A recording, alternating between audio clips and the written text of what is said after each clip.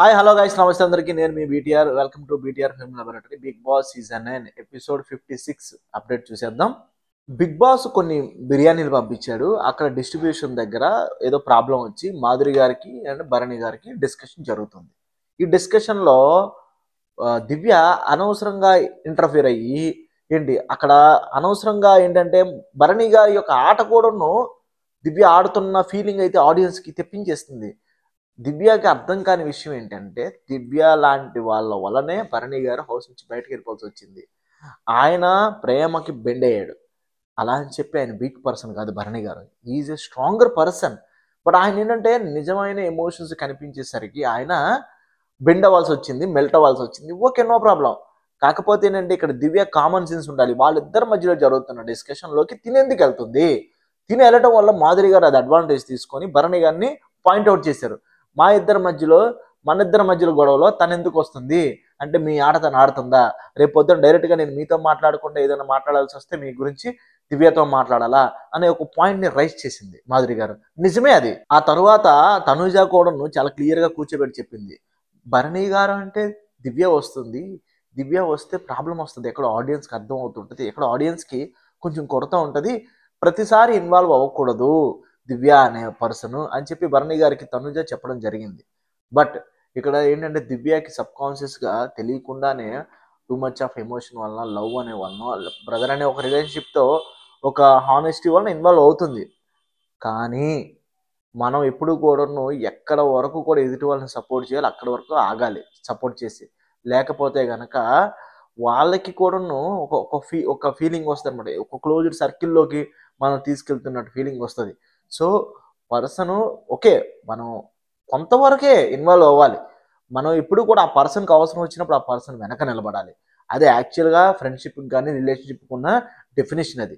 అవసరం లేనప్పుడు కూడా దూరిపోయి మనం ఇంటర్ఫీరెన్స్ చేసుకొని మనం ఏదో చెప్పేద్దాం ఏదో చేసేద్దాం అనుకుంటే చేయాల్సిన మంచి కంటే జరగాల్సిన చెడు ఎక్కువ జరుగుతుంటుంది అనమాట. నాకు సార్ రావడమే సుమన్ శెట్టి గారిని పొగిడారు. చాలా బాగా ఆడుతున్నారు సుమన్ గారు. మీరు నిజంగా మీకున్న అమాయకత్వంకి నిజాయితీ తోడైంది. దానివల్ల మీరు మీ ఆటని చాలా మెరుగుపరుచుకుంటున్నారు. చాలా మారిపోయారు.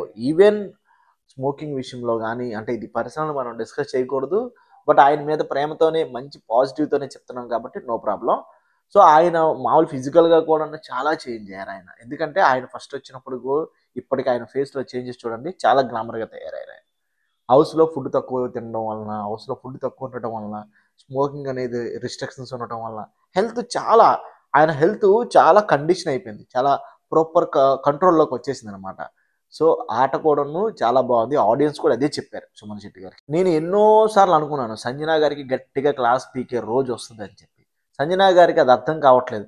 తినే దగ్గర ప్లేట్ ఇట్లా ఇసిరేసి వెళ్ళిపోయి ఏడవలసిన అవసరం ఏముంది? తనూజ అక్కడ రైస్ మేనేజర్ కాబట్టి, రైస్ ఇన్ఛార్జ్ కాబట్టి, ఫుడ్ ఇన్ఛార్జ్ కాబట్టి తను ఏంటంటే ఫుడ్ డిస్ట్రిబ్యూషన్ టైంలో 1-2 ఇన్స్ట్రక్షన్స్ ఇచ్చేటప్పుడు దాన్ని పాజిటివ్గా తీసుకోవాలి.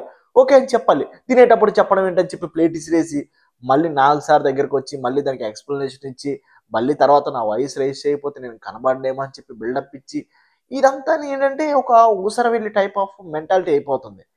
ఇలా అయితే టాప్ 5లో ఉంటారా లేదా అని ఒక డౌట్ వస్తుంది. ఒకవేళ బలవంతంగా లాక్కొచ్చిన టాప్ 5లోకి యూజ్లెస్ అనమాట. ఇలాంటి వాళ్ళని ముందే పంపించాలి. ఇలాంటి వాళ్ళని బ్యాకప్ కింద కానీ లేకపోతే ఫ్రెండ్ కింద కానీ పెట్టుకుంటే ప్రాబ్లమ్స్ చాలా వస్తాయి. ఎందుకంటే ఎప్పుడు వాళ్ళకి తగ్గట్టు వాళ్ళు మారిపోతుంటారు అనమాట. సంజన గారికి నాగార్జున గారు గట్టిగా క్లాస్ పీకారు నిజంగా. ఇది నవ్వే సందర్భం కాదనుకున్న అని చెప్పినా సరే తను నవ్వుతుంది. అదే ఏంటంటే తీసుకోలేకపోతుంది అనమాట. ఎవరన్నా ఏదైనా చెప్తే ఏజ్ అవ్వచ్చు లేకపోతే తన ఫేమ్ అవ్వచ్చు, హీరోయిన్ కదా. సో ఇలాంటివి వస్తున్నాయి ప్రాబ్లమ్స్. ఏంటంటే ఈ ప్రాబ్లమ్స్కి టైమే సొల్యూషన్ చెప్తుంది అన్నిటికి కూడాను. Time will come and say Sanjana గారు, నో డౌట్ ఇన్ దట్. మనం అనుకున్నట్టే నాగ్ సారు కళ్యాణ్ గట్టిగా తిట్టడం జరిగింది. ఎందుకంటే చెప్పే విధానం మీద ఆధారపడి ఉంటుంది, అన్నీ జరుగుతాయి. నువ్వు బెండకాయ ఉండే అని ఆర్డర్ చేయకూడదు, తప్పు. తనని ఫ్రెండ్ రిక్వెస్ట్ చేయాలి, చెప్పాలి కూర్చోబెట్టి నీట్గా. యాజ్ ఇట్ ఈస్గా భరణి గారిని తిట్టడం జరిగింది. మీ గేమ్ మీరు ఆడట్లేదు, ఏ రీజన్తో అయితే మీరు హౌస్ నుంచి బయటకు వెళ్ళిపోయారో సేమ్ రీజన్తో మీరు మళ్ళీ బయటకు వెళ్ళిపోవాల్సి వస్తుంది, చూసుకోండి. మీ ఆట దివ్య ఆడుతుంది, మీరు ఆడట్లేదని నాగార్జున గారు భరణి గారిని కొంచెం తిట్టడం జరిగింది. ఈ విషయంలో అయినా సరే భరణి గారు కొంచెం గేమ్ వచ్చినప్పటికి హౌస్లో relationships okay okay no problem, మిగతా టైం అంతా okay. But task will come, అప్పుడు మాత్రం అలర్ట్గా ఉండి మన గేమ్ మనం ఆడాలి. టాస్క్లో మన అనుకున్న వాళ్ళని తీసుకోకుండా మన అనుకున్న వాళ్ళని ఆపోజిట్ టీంలో పెట్టి మనం గేమ్ ఆడాలి. అప్పుడే యాక్చువల్గా ఏంటంటే మనం హౌస్కి, మనం బయట ఉన్న ఆడియన్స్కి న్యాయం చేసినట్టు. మన అనుకున్న వాళ్ళని పక్కన పెట్టుకొని మనం ఆడటం వల్ల ఏమవుద్దంటే గేమ్ సరిగ్గా ఆడలేము అనమాట. నాగార్జున గారు సేమ్ యాజ్ ఇట్ ఈస్గా మన లౌక్యంలో పిహెచ్డి చేసిన ఇమ్మాన్యుయల్ గారిని సేఫ్ గేమ్ ఆడుతున్నామని చెప్పడం జరిగింది. ఆడియన్స్ కూడా అదే చెప్పారు. ఎప్పటికీ ఆడుతూనే ఉంటాడు ఇమ్మాన్యుయల్, ఎందుకంటే తన బిహేవియర్ అది, తను అదే దాన్ని బేస్ చేసుకుని ఇక్కడ దాకా వచ్చాడు. మళ్ళీ ఇక్కడ నుంచి కూడా ఇంకొంచెం పైకి వెళ్దామని చెప్పి దాన్ని బేస్ చేసుకునే వెళ్తున్నాడు. ఫార్ములా తెలిసిన వ్యక్తి కదా, ఫార్ములా ప్రతి చోట అప్లై చేస్తాడు. ఇకపోతే నాగార్జున గారు డెమాన్ని చాలా గట్టిగా తిట్టారు, బయటకు వెళ్ళిపోవని చెప్పారు హౌస్లో నుంచి. ఎందుకంటే రీతుతో బిహేవ్ చేసిన విధానం అది కాదు. రీతు నీ ఫ్రెండ్ అవ్వచ్చు, రీతు నీ గర్ల్ ఫ్రెండ్ అవ్వచ్చు, రీతు నీ సిస్టర్ అవ్వచ్చు, what ever it may be. ఒక ఆడదాంతో బిహేవ్ చేసే విధానం అది కాదు. తొయ్యటం తప్పు. తనకి ఇష్టం ఉంటే ఓకే నో ప్రాబ్లం. తనకి ఇష్టం లేకుండా తను నువ్వు వెళ్ళు అంటున్నా సరే తను ఆపడానికి నువ్వు ట్రై చేసి, తను తోయడానికి నువ్వు ట్రై చేసావు, పుష్ చేసావు. Already recorded video. ఇక్కడ రీతు వాళ్ళ పేరెంట్స్ చాలా సఫర్ అవుతున్నారు అన్న సంగతి డెమాన్కి అర్థం కావట్లేదు, రీతుకు కూడా అర్థం కావట్లేదు ఆ విషయం. సో ఏంటంటే నేషనల్ మీడియాలో ఉన్నారు, అందరూ చూస్తున్నారు, ఆడియన్స్ అందరూ, 2 స్టేట్లు తెలంగాణ అండ్ ఆంధ్రప్రదేశ్ ప్రజలు బిగ్ బాస్ని చూస్తున్నారు.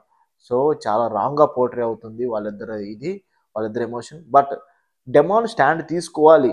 ఎవరి కోసం? రీతు కోసం. ఎందుకంటే రీతు చాలా కండిషన్స్లో డెమాన్కి స్టాండ్ తీసుకుంది. బయటకు వచ్చిన తర్వాత పాజిటివ్ ఆర్ నెగిటివ్ స్టాండ్ తీసుకుంటే కనుక బాగుంటుంది, లేకపోతే లైఫ్లు పోతాయి అనవసరంగా. ఎందుకంటే ఒకటి ఏదో డెవలప్ చేశారు, ఓకే నో ప్రాబ్లం, ఒక ఎమోషన్ డెవలప్ చేశారు హౌస్లో, అట్లీస్ట్ దాని మీద నిలబడి కంటిన్యూ చేయాలి. కష్టమో నష్టమో ఎండ్ ఆఫ్ ది డే గెలవాలి.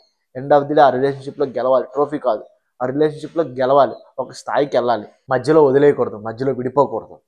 అయితే ఇక్కడ డెమాన్ ఏంటంటే చాలా హానెస్టీగా తను చేసిన మిస్టేక్ని ఒప్పుకోవడం జరిగింది. సారీ సార్, నేను చాలా తప్పు చేశాను, ఆడియన్స్ కూడా తప్పు క్షమించండి అని అడిగాడు. రీతుకు కూడా అడిగాడు మోకరిల్లి. Okay no problem. ఎందుకంటే మంచి గేమ్ ఆడుతున్నాడు, స్ట్రాంగర్ పర్సన్ తను. తనకున్న ఏదో ప్రాబ్లంతోనో షార్ట్ టెంపర్తోనో whatever it may be తను కొంచెం హై అయ్యి తనని కొంచెం పుష్ చేయడం జరిగింది. ఓకే, తన అనుకొని తను చేశాడు, తన తప్పుని తను యాక్సెప్ట్ చేశాడు కాబట్టి వెరీ గుడ్, నో ప్రాబ్లం. ఇంకెప్పుడు అలా చేయడు అతను. ఇప్పుడు వాళ్ళిద్దరు ఏంటంటే 2 నార్త్ పోల్ లాంటి వాళ్ళు. నార్త్ కలవదు, సౌత్ కలవదు ఎప్పుడు కూడా. ఆ విషయం వాళ్ళకి తెలియట్లేదు. ఆ విషయం 2 ఆపోజిట్ పోల్స్ అయితే ఓకే నో ప్రాబ్లం. బట్ ఏంటంటే 2 సేమ్. సో చాలా ప్రాబ్లమ్స్ వస్తాయి అన్నమాట ఇలాంటి వాళ్ళతో. నాగార్జున గారు యాజ్ ఇట్ ఈస్గా నిఖిల్ని, సాయిని, మీరిద్దరు హౌస్లో కనిపించట్లేదు, గేమ్ ఆడట్లేదు, మీ గేమ్ కనిపించట్లేదు, మీ స్ట్రాటజీస్ ప్లే చేయండి, మీ ఆట మీరు ఆడాలి, ఖచ్చితంగా టైం వచ్చింది, మీరు వైల్డ్ కార్డ్ ఎంట్రీస్, మీకు ఒక పవర్ ఉంది, దాన్ని యూజ్ చేయాలి, మీరు గేమ్ని మెరుగుపరచుకోవాలి, ఒక స్థాయికి వెళ్ళాలని చెప్పి ఎంటర్టైన్ చేయాలని చెప్పి నాగార్జున గారు చిన్నగా క్లూస్ ఇచ్చుకుంటూ వెళ్ళారు. ఇకనైనా సరే నిఖిల్ అండ్ సాయి గేమ్ను మార్చుకొని కొంచెం ముందుకు వెళ్తారో లేదో చూద్దాం. వైల్డ్ కార్డ్లో ఎంట్రీ వచ్చిన వాళ్ళలో చూసుకుంటే గౌరవ్, మాధురి గారు బాగా ఆడుతున్నారు. వాళ్ళు పర్వాలేదు, ముందుకు వెళ్ళిపోయారు. ఏదో ఒక విధంగా వాళ్ళ యొక్క కంటెంట్ అనేది ఇవ్వడం జరుగుతుంది. సో అలాగే ఉండాలి. ఊరికనే ఏదో ఎంటర్టైన్మెంట్ లేకుండా అవకాశం వస్తే చేస్తాం, లేకపోతే లేదు కాదు. ఆపర్చునిటీ క్రియేట్ చేసుకోవడం అనేది చాలా ఇంపార్టెంట్ అనమాట. సో ఇక ముందు వారాల్లో కంటిన్యూ చేస్తారో లేకపోతే ఎలిమినేట్ అయిపోతారో తెలీదు. So wait and watch. So ఇది గైస్, నాగార్జున గారు వచ్చి అందరి ఆటను సరిదిద్ది వెళ్ళడం మాత్రం చాలా హైలైట్ విషయం. అది ఇలాంటి హోస్ట్ దొరకడం బిగ్ బాస్ నిజంగా అదృష్టం, అది నిజంగా. సో ఇది గైస్ ఈరోజు అప్డేట్. చూసారనుకుంటున్నాను, నచ్చింది అనుకుంటున్నాను. Thank you for watching. Like చేయండి, షేర్ చేయండి, సబ్స్క్రైబ్ చేయండి. నా వీడియోస్ అప్పుడే ఎదుటి వాళ్ళ సజెషన్స్లోకి వెళ్తాయి. జై హింద్.